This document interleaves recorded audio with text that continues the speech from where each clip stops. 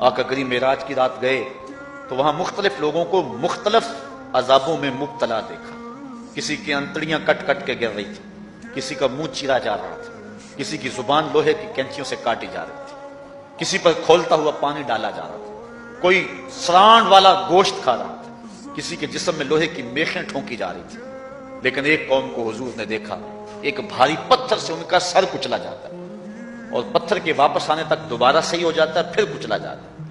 حضرت جبریل امین سے حضور نے فرمایا یہ کون لوگ ہیں؟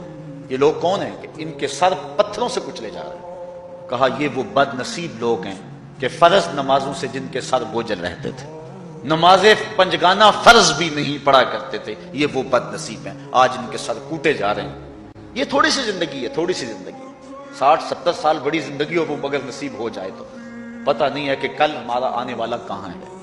کتنا غافل اور بد نصیب ہے وہ شخص کہ جس کو سجدہ نصیب نہیں ہے. سجدہ تو بندگی کا نام ہے. زندگی آمد برائے بندگی، زندگی بے بندگی شرمندگی. بندہ تو ہے ہی بندگی میں. کسی شخص نے راستے میں جاتے جاتے چائے کی پیالی پلا دی ہونا بازار میں، تو ہم جب بھی اس گلی سے گزرتے ہیں اس کو سلوٹ کر کے جاتے ہیں، السلام علیکم.